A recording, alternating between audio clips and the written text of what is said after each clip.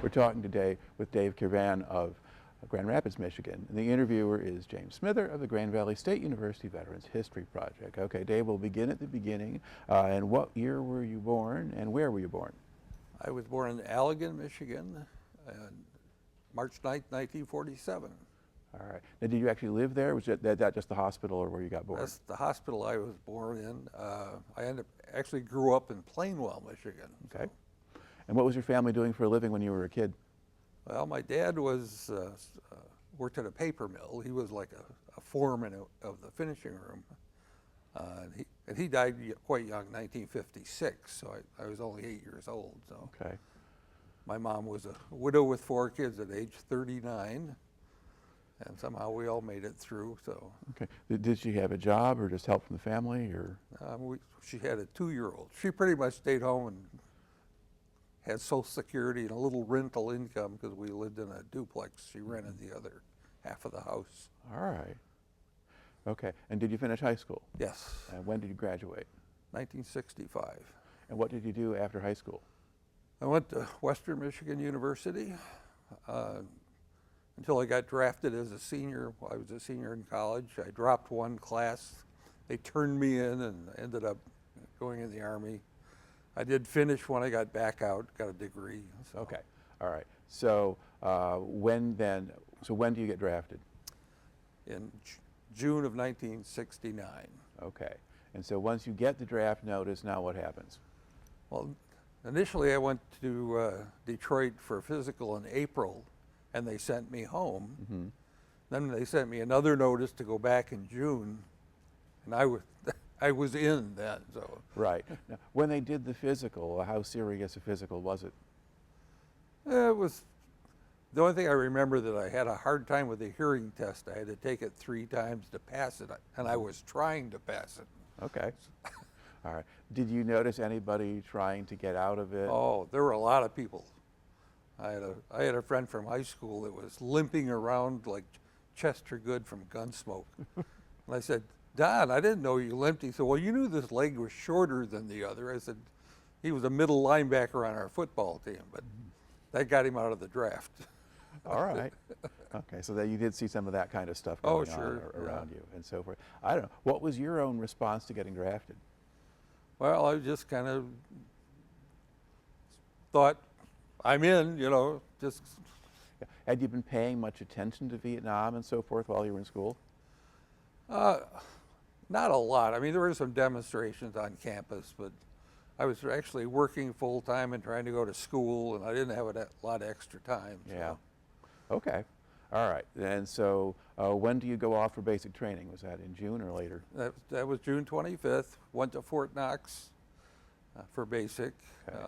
And describe a little bit what that was like. How do they treat you when you show up? Well, it seemed like, to me, I was 22, so I was one of the older draftees. Right. There were a lot of young guys there. And I remember the fun part of the early days was going to the barber shop, and the long-haired hippies got their heads shaved. And the worst part about that was our drill instructor made us pay for our haircuts, 50 cents, but we weren't making very much money. So.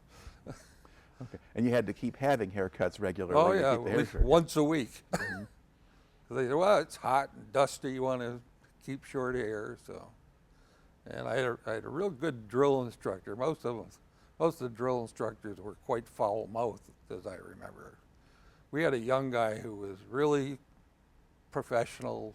In fact, he stayed after hours to help us with things, and I was real impressed. I can't remember what his name was. Of course, it's been 50-some years, but. Well, there were some guys who were what they called shake and bake sergeants. They had been to leadership school, and then they're sent to a basic training unit for a while before they go over to Vietnam. Do you think he was one of those? Or do you think he's somebody who just took his job seriously? I know he took his job seriously, and he was fairly young. I would think he was in his early 30s. Oh, okay. So there's young and there's young. And he was on the Army rifle team. Okay. And he told about being able to shoot a bullseye at 1,000 meters with open sights, which was quite impressive for we who were trying to shoot the M14 and could hardly hit a target. So Okay, so he was not somebody who played a whole lot of games with you or No, anything like no, that. no. Okay, and how easy or hard was it for you to adjust to life in the Army? it really wasn't that difficult, I don't think. I was still in pretty good shape, so I didn't have to worry about the physical part of it. Right. I even got to enjoy the running in the morning before breakfast after a couple of weeks. So. All right. And how much discipline was there? Well, I think it's because our DI was such a good guy. There wasn't a lot of discipline. I mean, we pretty much towed the line. There were a few guys from Detroit area that may have tried to push a few things, but overall, I think it was pretty good. Okay. And then how long was basic training? I think it was supposed to be 6 weeks, but we got delayed a little, so I think we were at Fort Knox maybe 7 or 8 weeks. Yeah. I think the standard was usually 8 weeks. So. Yeah. But yeah, not real long. And then at what point do you find out where you're going next? Well, they had a head and assembly. We're reading off MOSs. Mine was a 91A10. I said, "Oh, what's that?" Well, that's a medic. You're going to go to medic school. And I remember at that time, Bill Cosby had a record out, and on this comedic record, he told a story about the medics who hit the beach with the Red Cross on their helmet, which was a good thing for the enemy to aim at. I said, I don't know if I want it. You don't have a choice. Okay. What had your major been in college? Accounting.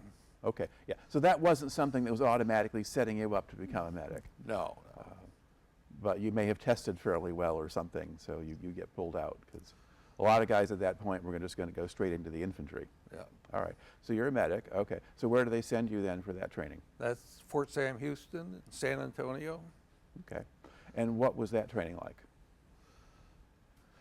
I tell people we learned 15 ways to use a triangle bandage. And it was pretty short. It's like 10 weeks training. And we learned to give shots and do CPR. And we had, I mean, there was not a lot of hands-on stuff, although when I go to donate blood these days, I said, I used to be able to give IVs really well, but I was always working with 18 and 19-year-old men with great big veins. So. All right. How much of that medic training seemed to be geared toward being a combat medic?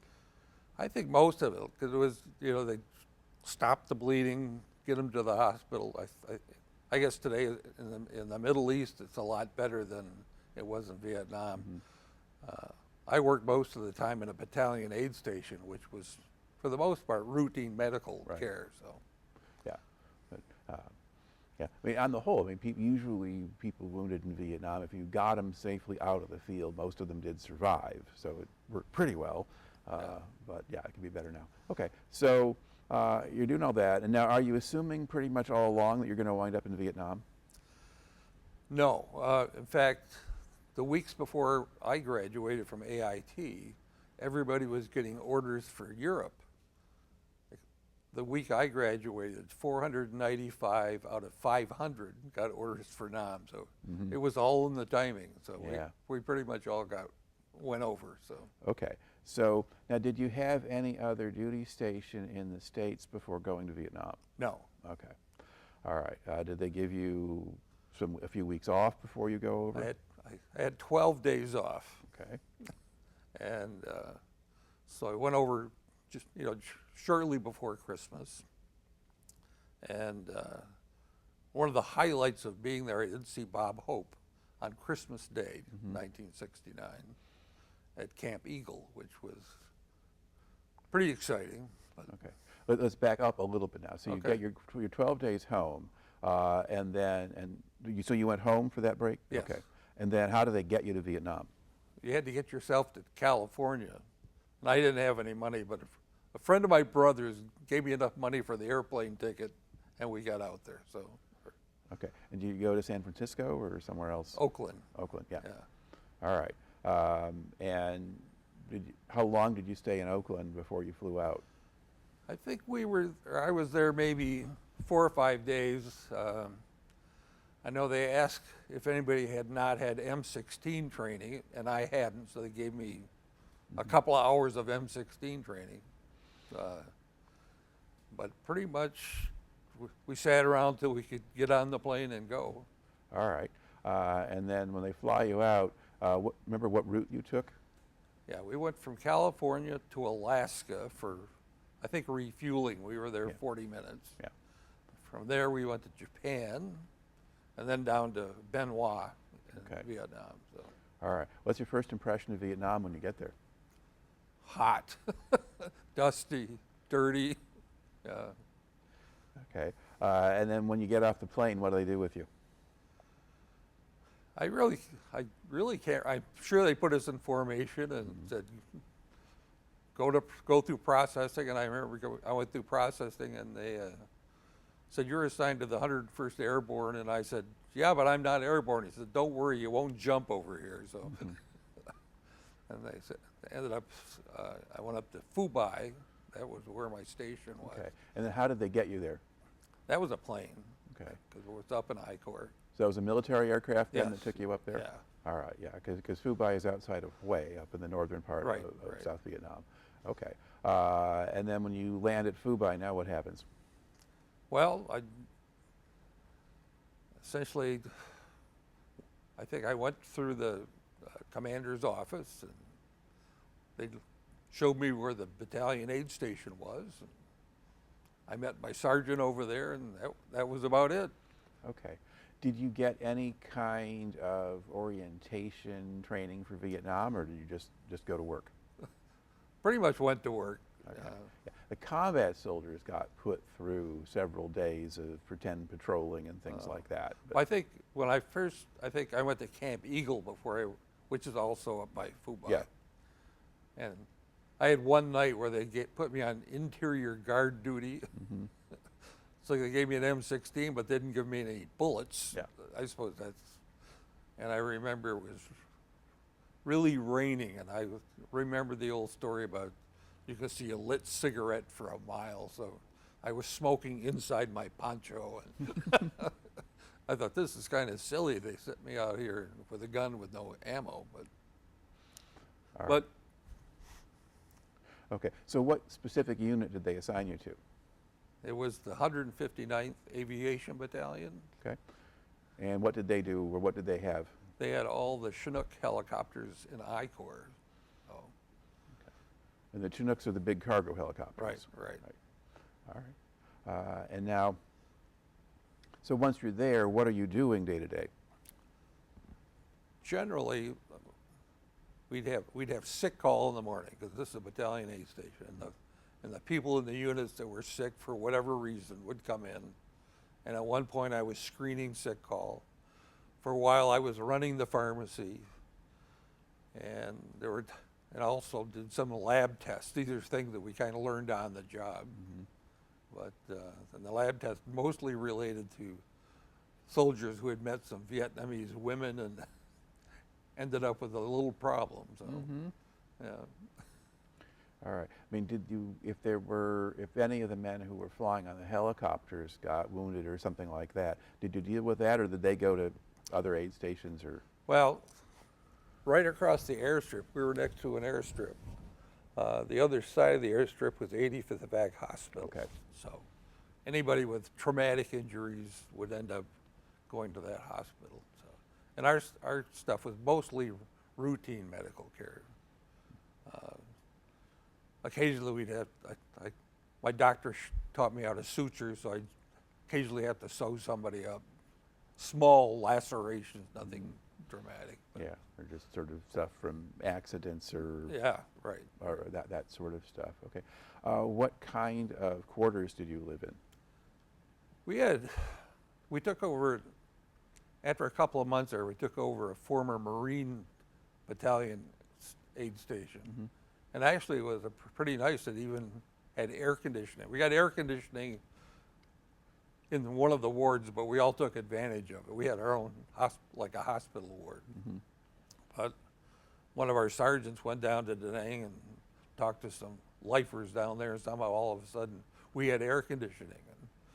And And sometime after that, we ended up with a new 10K generator in case our power went off. So that's the way apparently it worked. But and the guy who got all that for us, he was a draftee too, but he was really smooth as far as operating within the system. All right. Now, you mentioned you got there just in time to see the Bob Hope show. Right. What do you remember about that? Well, Bob Hope and the Gold Diggers from the Dean Martin show. I think Goldie Hawn may have been there. Oh, and we didn't have Ann Margaret. She was a different year, but I just remember the sea of green uniforms out in front of the stage. And I mean, Bob Hope, of course, has done that, did it for decades and decades, but it was really entertaining. And I felt kind of guilty because I just got in country, and I thought the guys that had been there longer should get to go, but my sergeant said, you can go. So Yeah, well, it was right there. Oh, yeah, well, it was up at Camp Eagle, which wasn't far from where we were at, so. Yeah, okay. Now, so you're there, so you mentioned kind of different kinds of jobs and duties and stuff that you have. When you're thinking about the time you're spending there, what particular things stand out in your memory? Well, I know one time I had learned to run an EKG machine because the hospital was overloaded. So, and generally it was for the Vietnamese people that they couldn't go to the hospital, so I had to take a short course on how to run the EKG machine. And so they would come into our aid station, and I think, well, that, and the fact that I learned to sew lacerations on a dish towel, actually. My doctor said, here, I'll show you how we do this. And the doctor I worked with, he was a draftee like most of them were. And I found out, I recently read a biography of Jerry Ford, and at the end of the book, when Jerry was near the end of his life, he was talking to his personal physician, who ended up being Jack Eck, who was the doctor I worked with in Vietnam. How about that? I thought that was pretty amazing. So, yeah, well, I think a lot of the people went to medical school. There was this thing called the Berry Plan, where a lot of the doctors basically had to do time in service afterward, and that's extended in some versions after that. So yeah, they're drafted too. Okay. Did you have a lot of Vietnamese on the base? not really. I mean, there were some that worked in the mess halls. Mm-hmm. And there were what we call hooch maids that cleaned your barracks. We didn't have a hooch maid, but we had a guy who was our janitor. We just called him Papa Son, like we called everybody. But, and he was probably in his mid-60s, black teeth. And I know one time when they devalued the piastre, the Vietnamese money, we paid him as much as we were going to pay him anyway. So he got like double pay. Mm-hmm. I remember seeing his eyes get really big. But, and one time, actually, we were trying to get rid of, we were going to give him a desk. We had an extra desk. And we loaded it on a Jeep and took it to his house in the village. And his daughter went off and came back with a bottle of Tiger beer and a bottle of Coke, and he mixed them, and we had a little celebration, and had some kind of spicy meat. I wasn't sure what it was, but we're hoping it wasn't dog, but it could have been. Could have been. All right, but if you and you got through that without any intestinal issues later? Yep, that made it. Very good. Yeah. All right. Now, did you have any concerns that the locals were Viet Cong or anything like that? Well, did you have any concerns that the locals maybe were Viet Cong? Or? I didn't really. I know I used to give our Papa Son a pack of cigarettes every day. Salems, he liked Salems. And they only cost 11 cents a pack. And I found out that the MPs were taking cigarettes away from him when he went through the gate. And cause apparently they were converting these cigarettes into cash and using it to buy weapons and stuff. So he said, if you're going to give him cigarettes, open it up, take out a few cigarettes, and give him an open pack. Then we'll let him take him out of the gate. So And we used to accuse him of being VC, but I mean, I'm sure he wasn't. But All right. And one of the things about being in Vietnam, I mean, they have a monsoon season or something. Was there periods where you were just getting rained on all the time? oh, sure, yeah, yeah. And did that affect business at all, or for you it was just the same? Pretty much just the same. Our aid station also was where we lived. We had our rooms were attached, so and because we were medics, we were exempt from other company duty. We didn't have to go to formation or anything. Okay. They, Yeah. And they, you're they not- wanted to treat us well, so. Okay. And you're not having to do bunker duty on the perimeter or anything else like that? No. I mean, there were times where I had to go out to the bunker. In fact, I remember one time a rocket had landed in front of one of the bunkers, and they couldn't get the guys on the radio. So it was my turn to take the ambulance out there. I find these guys, they'd been smoking marijuana, and they were so high they didn't even notice this rocket that landed in front of their bunker. And I yelled at him, "You're supposed to be protecting us here." You know? All right. I don't know, how prevalent was drug use on the base that you could see? It was, I mean, there were three groups. There were the people that did drugs, the people like me that drank beer, and there were a few people that did nothing. But we did have some problems with LSD when I was there. Guys would take it and get on a bad trip, and sometimes we'd have to shoot them up with Thorazine or something to calm them down. But it was certainly, the drugs were prevalent. Mm-hmm. I think for the most part, people just looked the other way as far as the marijuana. But Yeah, because that was really common in Vietnam, and a lot of the people were smoking it and so forth, so that sure. was just all over the place. Yeah, I think it's a little bit later when heroin became a problem, but that would have been probably a little after you left.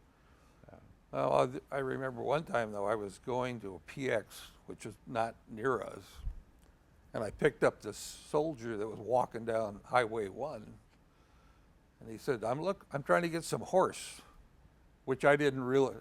I said, maybe they've got it at the PX. I didn't realize horse was heroin. Yeah.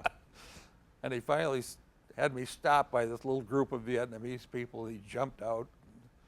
Apparently they had what he needed. He said he sent me along. And I always wonder if he ever got back to his company. I mean, there's got to be some of those guys that just kind of disappeared. Okay.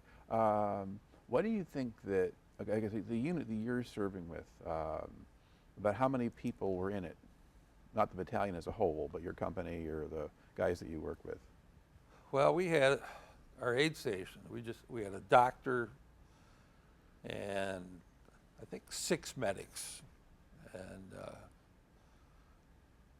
and for the most part, we did routine stuff. Once or twice a month, we'd have to run a sweep around the whole perimeter. Now, they always had to take a medic with them, so we did that, occasionally. Okay, so you're going outside of the wire and you're just going Yeah, around. yeah. So that's basically just a unit that's patrolling that area, Yeah, and then yeah. they have to bring the medic along and that kind of thing. Okay.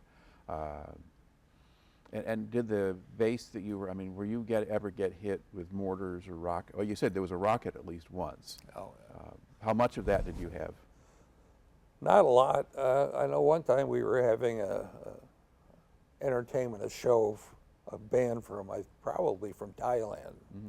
And I'd been in country a long time, but they said we were getting rockets, so we had to stop the show. And if you were there a long time, we don't care, let's keep the show going. It ended up, it was some of our own people were shooting M79s at the Sergeant Major's hooch. They did. It was like friendly fire on purpose, I think, because his hooch was right next to our aid station, so we ended up getting a couple of holes in the wall. But Okay. Was the sergeant major in at the time? I think he was in. He was one of those people that this was his last tour and he was going to retire, and he was just trying to play it safe. We hardly ever saw him, so Okay. he was the battalion sergeant major. So. All right. Well, usually if they were doing that kind of thing or attempting a fragging, he had done something to annoy people. I mean, was he somebody who wanted to make everybody follow the rules? Or? I don't think so, because the few times I saw him, I think he was already pretty inebriated. Okay. All right. And when he wandered out of his hooch. All right. Now, were you, I guess, sort of the larger base area that you're on? So you have one mess hall for about how many people, do you think? I mean, hundreds or? Probably 100, 200, I'm not sure. So pretty much the battalion. Yeah. But just that. I don't know. One of the stereotypes of Vietnam is that there was a lot of racial tension and stuff like that. And that I mean, did you have many black men in your unit to begin with, and what were things like? Well, I mean, pretty much in my little group, we had one black guy. Pete was from Abbeville, South Carolina. A great guy. We all got along fine. Then we got another guy from Washington, D.C., Preston Diggs, who had spent like 8 months out in the boonies. So as a reward, they let him come back and work in the aid station for us. And we all got along fine. So whether, I mean, if there was a difference for those people that were out in the combat area, I wasn't aware of it. The worst was usually actually in the larger base areas, where you had a lot of guys who were back there in the rear and so forth. Not the combat units. Usually, you needed each other. Oh, sure. So you got along. But you got a pretty small group of people, and they were medics, so they had a certain level of training, and so for you, it wasn't really an issue. Right. Okay, that's why I ask. Okay. You don't assume it's always going to be the case for everybody. All right. Now, did you pay much attention to kind of what was going on in the war generally, or what the unit was doing, or did you just keep your head down and do your job? I don't think I really kept that close a track of what's going on. I mean, I used to get the Kalamazoo Gazette. They had a free subscription, but they'd send it to you. Sometimes you get 15 papers in one day. And I'm the only one in our group that had a paper, so we'd pass those things around. But Now, did you get an R&R while you were in Vietnam? yes, And where did you go? Australia, Sydney. Okay. And how far were you into your tour when you went? I was probably 8 months in. Okay. All right. And how did that system work? You put your name in and hope, or they tell you you can go now, or what? How did that get arranged? Well, it seemed to me, and I know I got to pick where I wanted to go. Okay. And as far as the date, I'm not sure how I got that date, but I don't remember about it. It was a real party time down there. One of the things that kind of impressed me, we're coming in from the airport, there was a fellow in a suit who was out on the highway with one of those sticks picking up trash. I thought, this is pretty impressive when you've got a litter picker-upper in a suit and tie. But I think I went there when the Opera House had just opened, the one on the ocean there. Yeah. That was pretty impressive. So. All right. And when you go there, do you just go drink, hang out? That's pretty much it. You go into the pubs where there were a lot of pubs that women weren't allowed in. It was amazing how quickly you could develop the Aussie accent. If you're in the bar for 20 minutes, you're you sound like a native already. So. All right. And so what was it like to just be out of a war zone for a while? Well, because my duty wasn't horrible in Vietnam. Yeah. I mean, it was fun and it was interesting. I met lots of fun people, met girls and everything, but it wasn't quite like being home or anything. Yeah. But it was enjoyable and it was nice to be free. But you knew you were going back, so. Okay. Yeah. What's the process for going back and forth? Did you just? Well, it seems like I'm trying to think. We ended up in Sydney, but I think we may have made a stop in northern Australia. The plane did. But I think we pretty much either took a helicopter or a C-150 plane to maybe Benoit or someplace where you get a regular airline to go down. I don't remember very much of that. So, Okay. All right. And did you have much contact with people at home while you were in Vietnam? my mom sent me letters, and she sent me cookies. But by the time they got there, they would be a box of crumbs. They came over on a ship, I think. And I had a few good friends that kept track, and they'd send me books. I did make one phone call home through the ham radio system, which was kind of interesting. You forget to say over, and you're kind of stuck because they kind of flip the switches going all the way back across. Right. So to explain a little bit how that actually worked. You want to make a phone call, how does that work? Well, I was on a regular phone, but somehow it was tied into the ham radio system where I called home and talked to my mom, and somehow they set it up. And I don't know how many ham systems they went through, but I would talk, and when I was done talking, I had to say over, and all the ham operators in the system would have to flip a switch so that my mother could respond. And I mean, it kind of sounded like a regular call, Yeah. but it was a little more complicated, and you kind of forget if you've never had. I only did one, and you didn't say over, you get kind of hung up, and you didn't know where you were. But, All right. Now, did you stay a full 12 months in Vietnam? I got back. They had an early out. I think I got out maybe 20 days early. Don't hit the microphone. Yeah.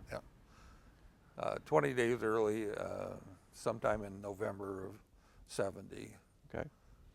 And I had an option of staying longer and getting out completely, but I thought I'm going to go home when I get a chance. So I ended up in Fort Hood, Texas, for a few months.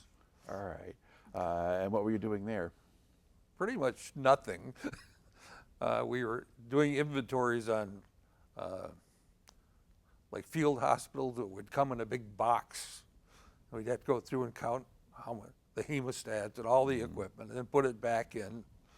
And invariably, we'd lose some hemostats because the guys that were smoking marijuana used them for roach clips.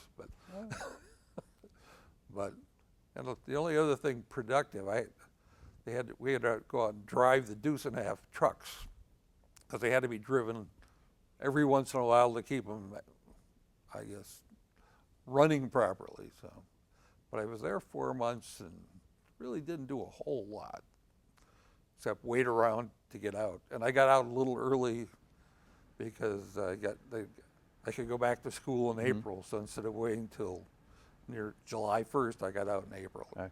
So they were on quarters or something where you'd have a chunk of time there to go do that. Yeah. Okay. Well, trimesters. Yeah. Yeah. Okay. All right. Now if you, again, think back again to the time in the service, are there any other particular events or incidents that tend to come back to you? Well, I remember we had a Chinook that left our base and went down to Da Nang once a day. And if there were seats, you could get a seat to go down to China Beach and spend the day. And I remember that, so I went down there a couple times. But the first time I went down, I'm quite light complected, so I wanted to make sure I wouldn't get too bad a sunburn. And I still ended up, even though I was under a hut, the sun reflecting off the bay there, I got the worst sunburn of my life. And I thought, how can this happen? But luckily at the time I was working in the pharmacy. I had lots of stuff to put on it, pain pills and all that stuff. And there was nothing in the pharmacy that was off limits. The only thing we had to keep track of was the morphine, but there were a lot of other things. You could just, I used to give pills to the guys on guard duty to keep them awake. I said, you're protecting us, I can give you some stuff for that. But All right.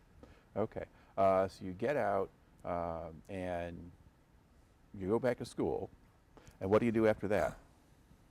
Well, once you graduate. Graduated in December of '71. Then I found out that because I hadn't been out of the Army a year, I could still draw unemployment from the Army. So I thought, oh, I'll take some time off. Anyway, I did meet my wife at Western when I got back there. And I eventually went to work for the state of Michigan Treasury Department. as a tax collector. Mm-hmm. I did that for about 8 months, and then ended up being an auditor. And I ended up spending 30 years with the department and retired at age 55. Okay. Now, these days you're involved with an organization called Guitars for Vets. Right, Tell us what that right. is.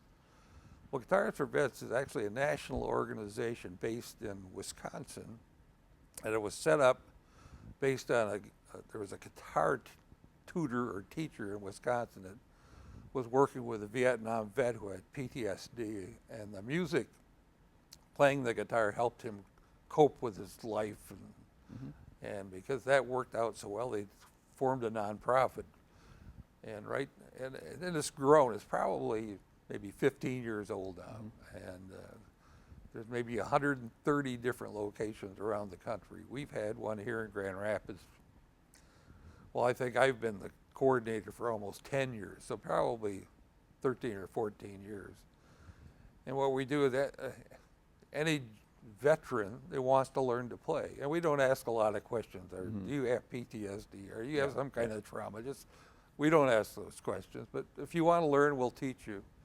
And we'll give you a free guitar. It doesn't cost anything. The National provides the free guitar. We're kind of required or asked to have a few fundraisers, so we try to send a few bucks every year, and we get a lot of guitars donated. One of the fellows in our group is pretty good at selling them online, and he's probably sold $3,000 worth of guitars that we send to National, and they use that money to buy the guitars for the students. So, in fact, we had one graduate yesterday, so I think in the Grand Rapids location is approaching 100 graduates for all the years. So. All right. So they come and they do this for a certain amount of time? Yeah, we give them 10 lessons. Okay. And I think it might be unique to our chapter that we kind of force them to sing a song to the group. And in fact, the guy that graduated yesterday, his guitar hadn't come in yet. I thought, well, don't you want to wait for your new guitar? He says, well, my mother-in-law is here to film this thing. So he got up and sang, "This land is your land." And we all kind of joined in it. And I mean, there's a lot of camaraderie. And this group, we meet every Wednesday at the Boat Canoe Club, which is the American Legion. And I think last night there were 20 people there playing their instruments. Okay. All right. Now, are these mostly Vietnam era guys, or do you get younger ones in now? We're getting more and more younger. I mean, most of the people that are instructors are my age. We get a lot of Vietnam vets, so we force them to sing songs from the '60s. But but there are more and more Middle East veterans,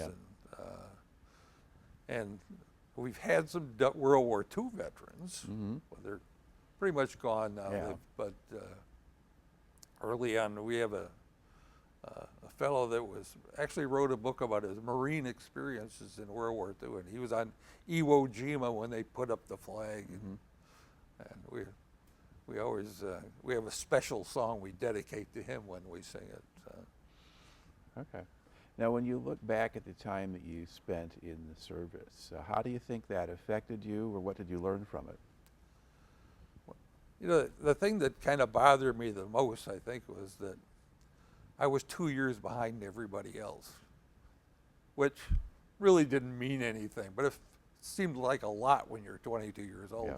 Here are these people that are going to graduate, be 2 years ahead of me in business or whatever they're in, and I'm going to be behind. It doesn't take long to catch up, but that bothered me then, but it didn't bother me very long. I mean, it's one of those things I wouldn't really want to do it again. In fact, I used to have nightmares about Vietnam, and it's not a horrible thing, but the nightmare was that I got drafted again, and they sent me to Vietnam again, and I spent this whole dream trying to convince them I've already been here, I shouldn't do. And I talked to somebody at the bar a few years ago. He said, I have that same dream, this horrible thing about I got drafted again, and they don't understand I shouldn't be here, but Yeah. So Maybe you've had other people. you get equivalents. So you have the dream. Oh, I have to go back to high school again, or something. Oh. Something like that. You know, I did it once. That was fine. What did you think there was anything positive that you took out of your service time? Well, I have a little medical training, and that's positive. I haven't kept in close contact with people I served with. What the guy I was closest with ended up getting killed in a car accident like 2 months after he got out of the service. And I mean, it's created a group of friends lately now that we've got this Guitar for Vets thing going. And we lived in Lansing for 30 years. We come over here. I joined the Boat and Canoe Club. It's a great way to the Legion to meet people with common backgrounds. Right. So that's a plus. All right. So I guess for you, I mean, your life you got kind of put on hold for a couple of years, but there wasn't anything really particularly traumatic that went on or anything else like that. So you could kind of just pick up where you left off when you got back? Yeah, pretty much. Yeah. All right. Okay. Well, you know, I learn something every time I talk to somebody, and there's all these things about your story. They're different from everyone else's, and I appreciate very much your coming in and sharing it today. So thank you. Well, thank you.